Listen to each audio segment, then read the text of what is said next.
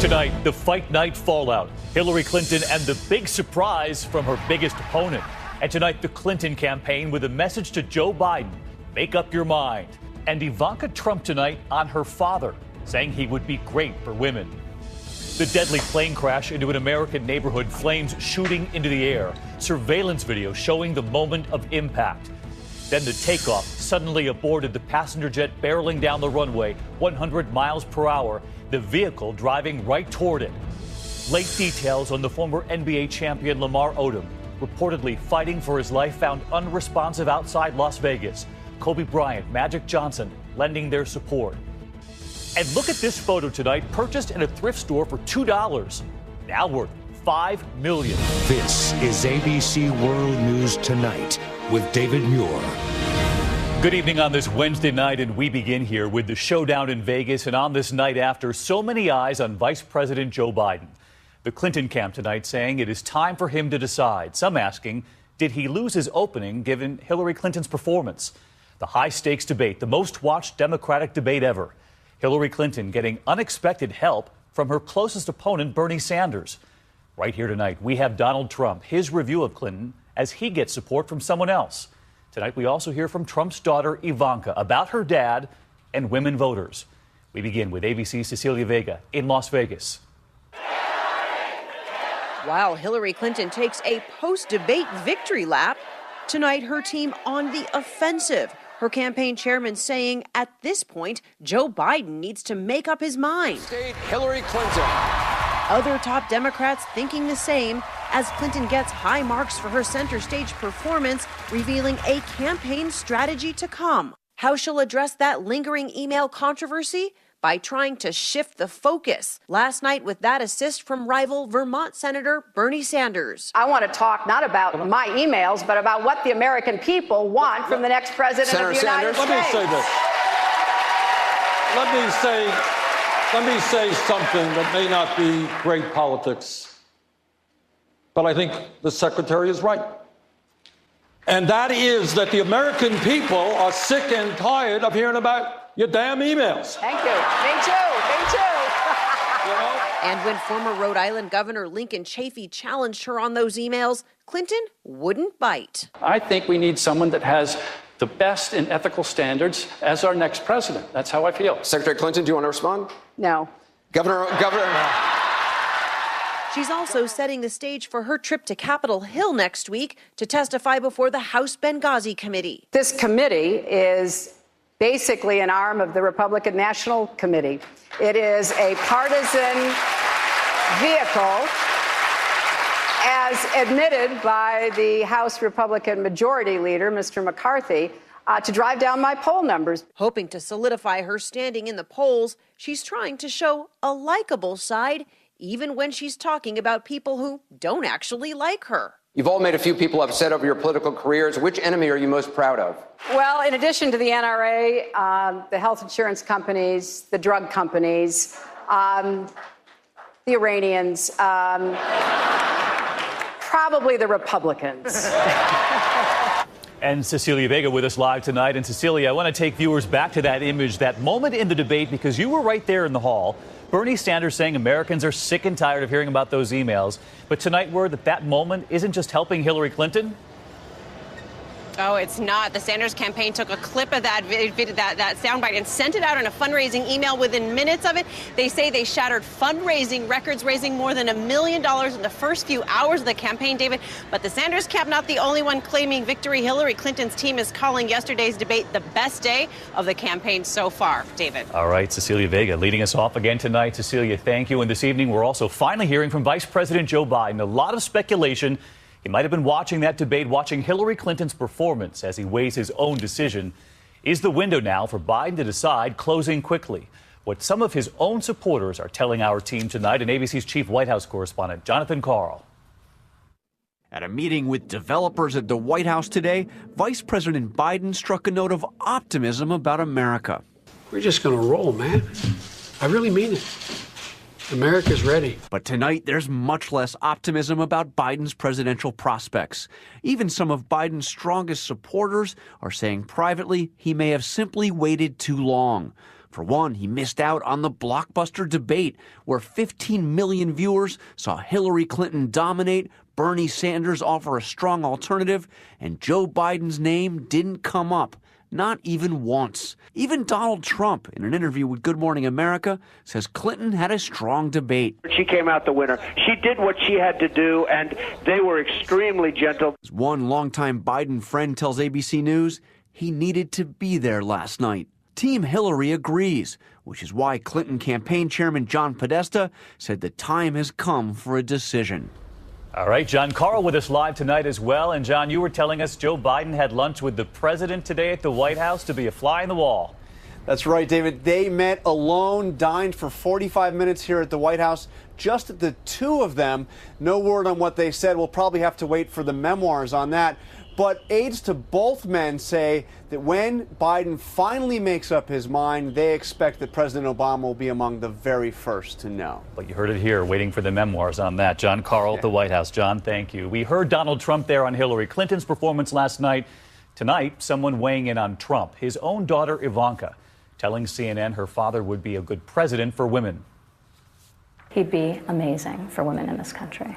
He would be incredible for women in this country, and he's starting to articulate his positions. It's not my place to articulate those for him. I'll leave policy to him, but I can speak from my vantage point as a child and also from my vantage point as a colleague and somebody who works for him. He's been an amazing parent. He's given me every opportunity to succeed. Ivanka Trump on her father, the race for 2016 for tonight. But we move on this evening and to Florida, where investigators remain on the scene. We are learning new details after a small plane crashed right into a neighborhood not far from the airport in Lake Worth, Florida. The plane plunging into a mobile home park, then erupting into a ball of flames, killing the pilot and a young woman in her home. ABC's Mary Bruce on the scene. Tonight, twisted metal and charred belongings are all that remain of two homes, burnt to the studs, destroyed by a plane crashing down. A terrifying ball of fire unleashing a massive cloud of smoke. It was huge. It was just flames. I mean, it was just, I've never seen nothing like it. The small private plane takes off from Orlando bound for Lantana when just a mile away from the runway, it suddenly falls from the sky. A surveillance camera nearby catching the moment of impact. The crash killing the pilot, Dan Shalloway, and 21-year-old Banny Galicia, who is napping in her room. The NTSB today combing through the wreckage, trying to determine what could have caused this destruction. David, tonight, this wreckage is still smoldering, and that burnt, acrid smell still hovering in the air here as investigators race to determine what caused this crash. David? Mary Bruce tonight. Mary, thank you. And from Florida to LAX in Los Angeles, where a passenger jet was readying for takeoff, barreling down the runway at 100 miles per hour when suddenly a vehicle drives onto the runway. ABC's David Curley with the air traffic controller telling the pilots to abort the takeoff. At busy LAX, with two emergency landings coming in and emergency vehicles scrambling, another problem, that very close call on a runway. A Delta Connection commuter jet cleared for takeoff with 76 passengers on board. It hits 100 miles an hour when a controller sees and a tower alarm system goes off. A vehicle is on the runway traveling at the speeding jet. The controller's frantic call. Cover 5700, cancel takeoff, slams, hold position. The jet slams on its brakes. 5700 reporting. The jet and the vehicle got within 3,500 feet of each other before the vehicle pulls off the runway. The jet's brakes were hit so hard they were smoking. That system that set an alarm to the tower is used at major airports. Radars, which detect when a vehicle or another aircraft is on an active runway. Immediately escorted off the property, the driver's privileges were rescinded. As for the jetliner, its brakes were checked and it took off for Kansas City.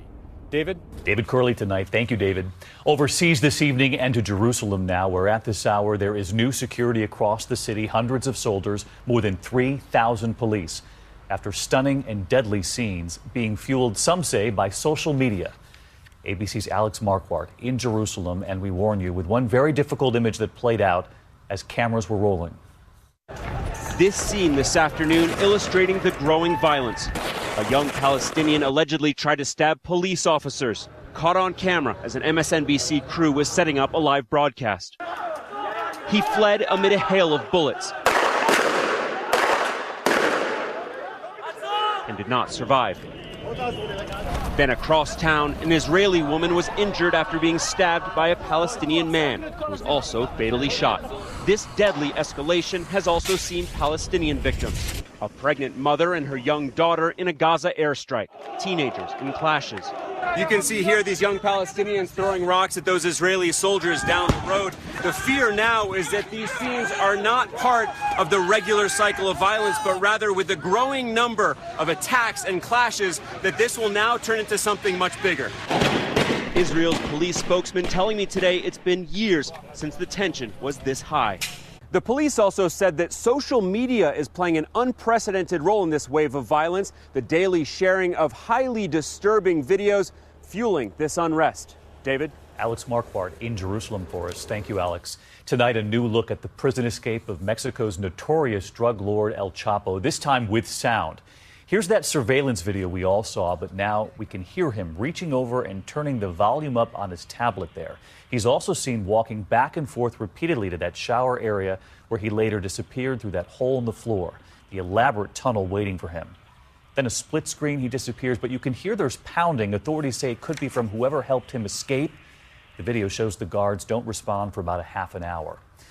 Back here at home tonight and to a flashpoint in America, and here's the question.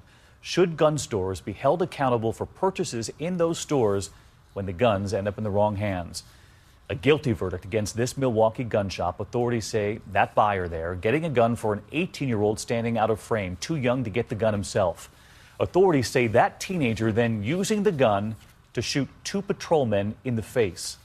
ABC's Pierre Thomas on the debate.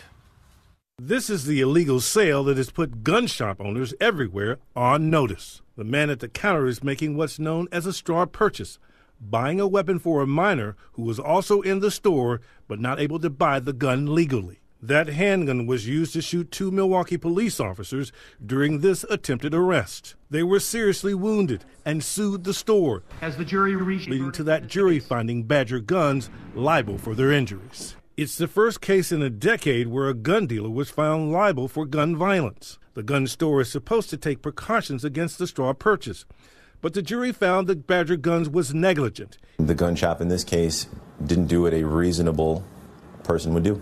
How far-reaching will the verdict prove to be? It breaks new ground. It's going to give an incentive for other people to sue gun dealers. Authorities say illegal straw purchases are a huge problem. Just today in Brooklyn, a police undercover operation seized 120 guns, including 20 assault rifles. Prosecutors say they had been bought by straw purchasers in Atlanta and smuggled to New York to be sold on the streets. There are experts who say the gun store verdict puts pressure on some weapons dealers to pay more attention to who they're selling to. David? Pierre Thomas tonight, thank you. This evening to a case in Cleveland making national headlines, a truck driver accused of being a serial killer. Robert Rembert served 6 years for a murder back in 1997, now facing charges for 3 more murders just this year. Prosecutors suspect there may have been other victims in between. We turn next to a case involving a high school football player and his parents who say his coach did not listen to him in California. They say their son was hurt on a play, told the coach, but was allegedly told to stay in the game. He was hit again. Now, his parents fear those hits have left him with permanent damage. ABC's Matt Gutman tonight on the coach accused of ignoring his injured player. After taking a hit in this game a year ago Friday, 17-year-old Trey Enlow says he tried to take himself out of the game. He would have gone into the game even if he was hurting, if he felt like he could. A coach put him back in. A lawsuit against the San Diego School District says Enlow suffered from a headache and nausea and was noticeably rattled, confused, and unable to follow simple direction.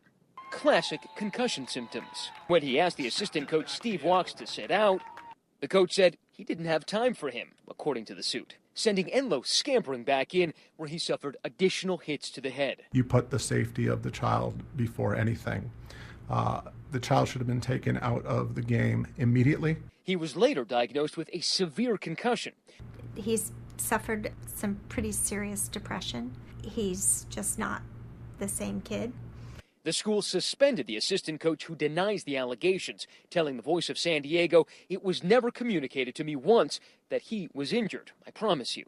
Even a surprisingly mild hit to the head can cause a concussion. One of the reasons the school district is changing the ways it handles head injuries. Now, if a player is even suspected of having one, they can't get back on the field for at least a week.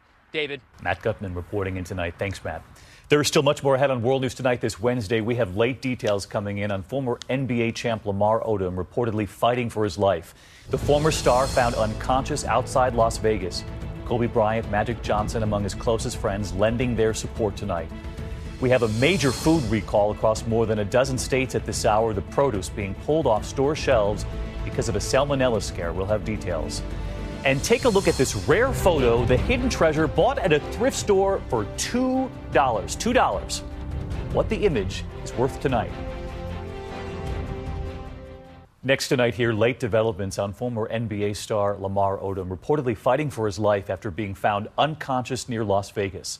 Former teammate Kobe Bryant leaving a game to be by his side. And here's ABC's Lindsay Davis. A grim reality tonight for former NBA player and reality show star Lamar Odom, now on life support in a Las Vegas hospital after being found unconscious in a state-licensed Nevada brothel. He was still alive. Ambulance came, police came. They immediately said, this is not looking good. TMZ Sports capturing this video of the two-time NBA champion's ambulance. The county sheriff reporting Odom, the ex-husband of Khloe Kardashian, could not be airlifted to the hospital because at 6 feet 10 inches, he was too big for the chopper. Despite their recent split, after allegations of his drug use and infidelity, Khloe and Lamar have kept in touch, as seen on this season's Keeping Up with the Kardashians. I'm really on high alert for Lamar. Khloe, among those rushing to his side, along with her mother, her sister Kim, former teammate Kobe Bryant, and Reverend Jesse Jackson. Apparently, the doctor says he's recovering. Shaq sending a tweet with the hashtag, "My heart hurts," and Magic Johnson tweeting, "I've been praying all morning for my good friend." Witnesses at the Nevada ranch say Odom checked in on Saturday and ingested several herbal Viagras during his 4-day stay. David. Right, Lindsay Davis with us tonight. Lindsay, thanks. When we come back here, the state where they say they can no longer pay big lottery winners, they've run out of money. Also, the food recall making headlines tonight. What's coming off store shelves because of a salmonella scare. And this just might be the perfect excuse for being late to class. That's a bear in the hallway at his locker. They're running in the halls there. We'll be right back. To the index of other news, the state that can't pay its big lottery winners tonight, Illinois, breaking the news today to lucky ticket holders that the state's running out of money. The lottery says it can't pay winnings above $600 because of a budget impasse. They say winnings will be paid when a plan passes. Got a major food recall tonight. Dole voluntarily pulling bagged spinach off store shelves in 13 states from Missouri to Massachusetts. More than 33,000 bags after concerns about possible salmonella. The bags with an enjoy by date of October 15th. Much more on our website. A major health headline about dietary supplements, including vitamins and energy boosters. The New England Journal of Medicine now reporting that 23,000 people were sent to the ER every year, more than 2,100 hospitalized. Most affected young people between 20 and 34, the industry saying a small fraction of the 150 million people who take the supplements, but they urge you to check with your doctor. To the black bear wandering the hall, this high school in Bozeman, Montana, spotted by the lockers before class this morning, students and teachers running, got in through a garage door, chased away by police, looking for the cafeteria. When we come back here tonight, the $2 photo now worth $5 million. We should all go to the thrift store. Finally, the photo purchased for $2, but David Wright says look closely, it could be worth millions. Until now, this was the only known photo of one of the Wild West's most famous gunslingers. Familiar from countless Hollywood movies. I don't know your name. Bill is my name, mister. Billy the Kid. William H. Bonney, a.k.a. Billy the Kid. Randy Guajaro was digging through a box of old photos at a Fresno, California junk shop when this one caught his eye. I was like, this guy looks like Billy the Kid. And it was the hat, the swagger, the stance. Could it be the most wanted man west of the Pecos, wearing a cardigan sweater and holding a croquet mallet? Follow the facts and the clues, and it was the greatest treasure hunt. One company says the photo is authentic. Using facial recognition, they've identified other members of Billy's gang. They even matched Billy's hat and his pinky ring. Estimated value, $5 million. Bought at a bargain. $2. Even Billy the Kid would call that a steal. David Wright, ABC News, New York. $2. We hope to see you right back here tomorrow. Good night.